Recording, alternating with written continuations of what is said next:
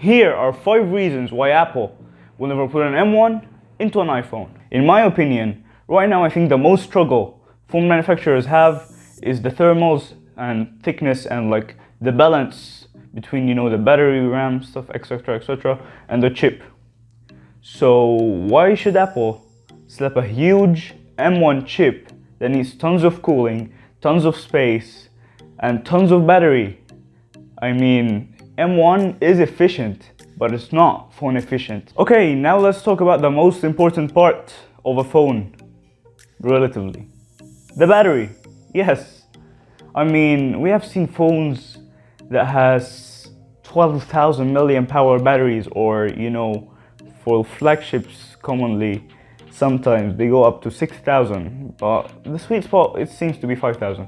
Although Apple, on the other hand, they go with something like 3,100 for their Max iPhone, which has the biggest screen, which is 6.7 inches. So they basically depend more on optimizing the software and, you know, the efficiency of the chip and how, you know, the RAM works with the storage, works with the chip, stuff like that.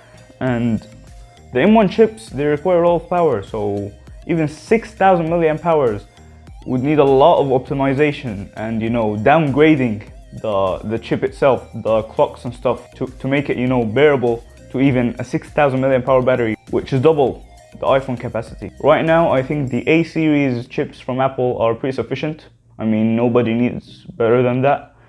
You know, with a casual 15 to 30% increase every year, and like games increasing the demand and software putting more AI into stuff, let's say Photoshop Express, for example.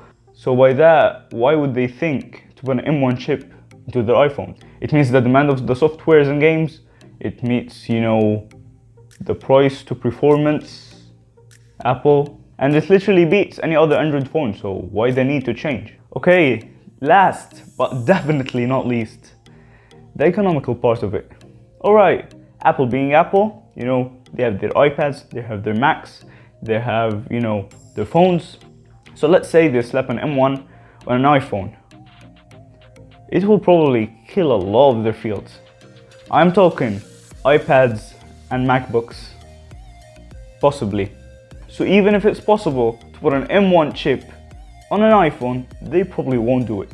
I mean, last year, they sold over 57 million units, and I'm talking only iPads. So why would they put the research money, put the optimizing money, buy more expensive stuff, possibly lose customers because of the higher price? Oh, voice crack there.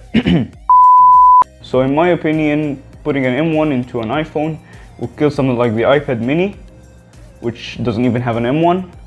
And you know, if hypothetically, if they put an M1 into an iPhone, it would probably be the Max iPhone, the iPhone Pro Max, which would also mean that the screen difference between the iPhone Pro Max and, you know, the iPad mini isn't much.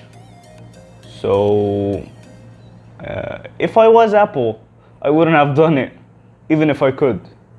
I mean, it would be cool to see something like that. I mean, in the future, I'm pretty sure there will be something even better than the M1 into an iPhone. Smaller size, more efficient, you know what I'm saying? But I think, you know, eventually we'll get something like that, and it will be epic, and I will be there for it. Thank you guys for watching. I hope you enjoyed today's video and learned something new. If you're new, please hit the like button and subscribe. Peace!